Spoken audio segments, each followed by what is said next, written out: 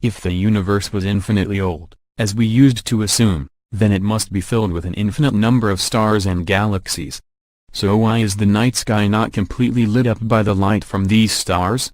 This question was first asked by the 19th century astronomer Heinrich Olbers, and the answer is, because of the age of the universe, not all of the photons have had enough time to reach us yet. The amount of universe we are able to see is called the observable universe, and according to a pair of astrophysicists, it just got 320 million light-years smaller.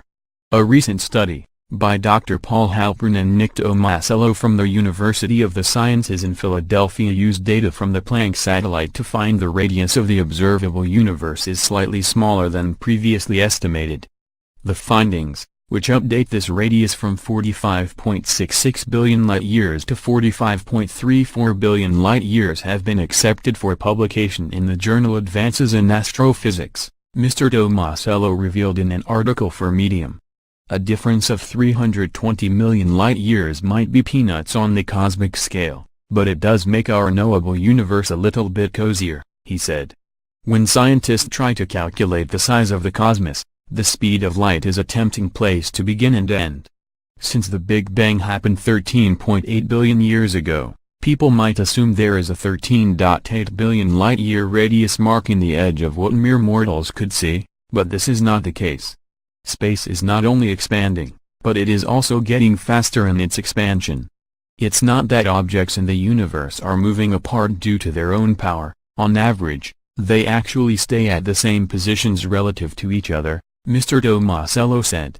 Instead, it's more like the fabric of space-time is stretching, with the result that the distance between every point in the cosmos is increasing. You can picture this like the dots on an inflating basketball. As the ball gets bigger, the dots get further and further apart, although they retain their original orientation. This, combined with an event just after the Big Bang called recombination and other variables, mean it is not just a case of multiplying the speed of light by the age of the universe.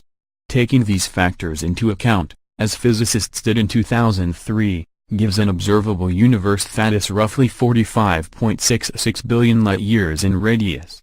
This was calculated using data from the since-retired MAPS satellite, and the size served as a standard among the astrophysical community ever since. But now a new improved set of data has allowed astronomers to update their calculations.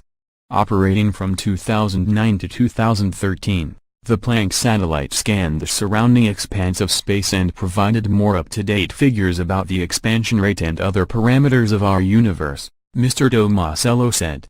The updated figures were not related to any changes in the universe, just improvements in the accuracy of the measurements.